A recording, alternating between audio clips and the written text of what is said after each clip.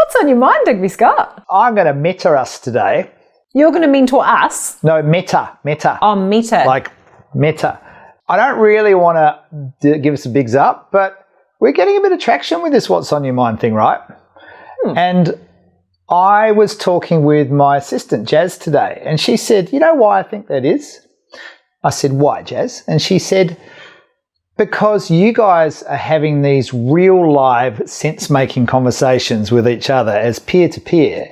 And she reckons, and I think I agree, that that's kind of a rarity, right? That kind of off-the-cuff, open-ended, let's see where this conversation goes and explore and make sense of shit together. And I think we've got something that could be happening more in the world in general. So I want to talk about that. I'm interested in that. What do you think of that? Well, I spent the weekend doing that too.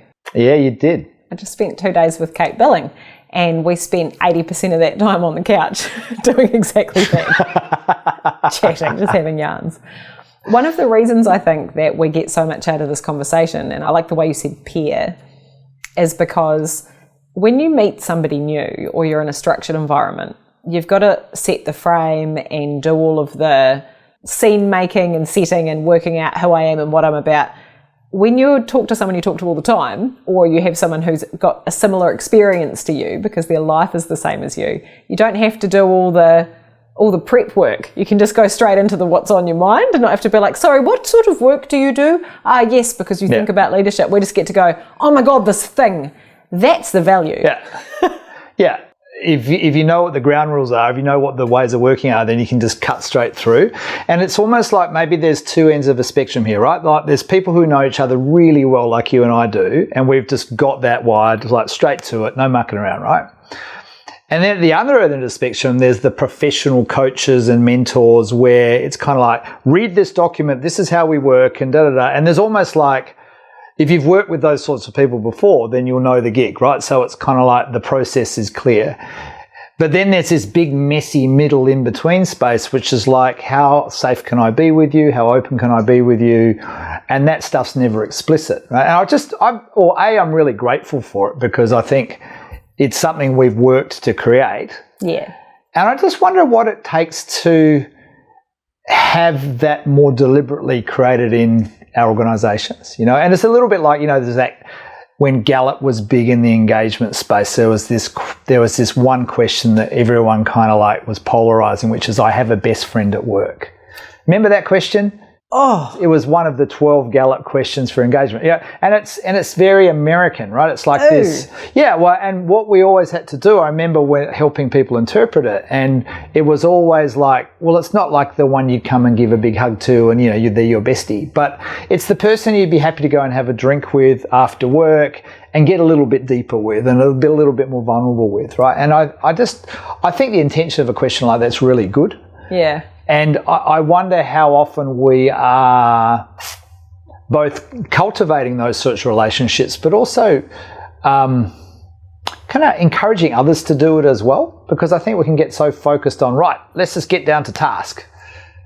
But I think what people are missing is this kind of more real, get below the surface, what's really going on, what's really on your mind, those sorts of conversations. Eh? And I think if you have established a connection and a foundation and a precedent for that being the way things work in our relationship or in our team or in our organisation, you don't have to reinvent the wheel every time. So if you've already got a foundation of, we have these kind of chats here and we value that kind of connection, it means you get all like that value that lives on, it sustains. Yeah. And so it's kind of like how we keep talking about, what do you invest in?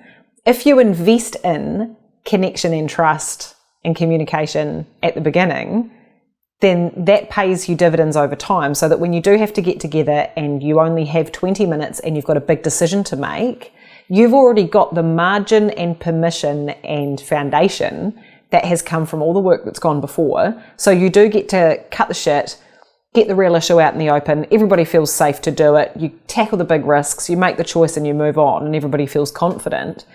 And you couldn't have done that without all the pre-work. Yeah. But if you've done the pre-work and you trust the people and you know it's okay to bring up things that might go wrong and you know it's okay to question things that everyone seems to take for granted, you're good. Absolutely. You know, it reminds me of when I first did facilitation training so many years ago, and this lady, Roberta Mead, was the leader of this training, and she spent a lot of time on teaching us how to do what they call in the trade warm-up. Yeah. Right? And warm-up is the investment of time to connect people to three things. One is to each other, the other one is to the task, and the third one is to themselves. And if you and it's not even doing the work, it's just connecting and orienting to that stuff. And, you know, her rule of thumb was probably about a fifth of the time that you spend together, the first fifth of that time, however long the period of time is, it should be on warm-up. And don't rush it, because then it makes everything else easier. Totally. And I reckon we rush too much to the work, whereas in fact the work is the work we're just talking about. So there's a really good book called Social, and it's by Matthew Liberinsky or something?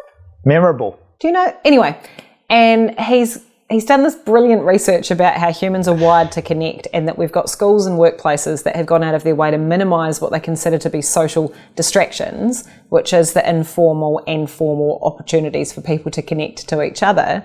But by eliminating those distractions, we're actually driving down the quality of the work that they're producing and their capacity to collaborate meaningfully and make good choices. And so the idea that I wrote about this in my blog last week. I don't know if you read it. It's called Friends at Work. And I sort of opened the blog by saying, look, I don't want to write in Jane's leaving card either. I've never met her. I don't want to write some leaving card in there and go to a social club thing and put in $10 for a morning tea for someone I don't care about. I don't want to do that either. But that's not what it has to look like, being connected at work. And you can be a likeable, connected person that has meaningful connections that enable you, that lube your way, that grease your way to be able to do what you need to do without being the social club queen, or without being fake, or without having a best friend at work, like you were just saying. Actually just being a connected, likeable person is, if you would like to have any effectiveness or any influence or get anywhere, it's not optional. You just have to do it. You have to make space for it. It's one of those intangible assets, right? So how do you get your connections at work? Do you follow what everyone else says you should do? Do you do the quiz at 10 a.m. on a Tuesday? Or do you have your own way of finding that deeper connection with a human being? How do you encourage others to do that as well?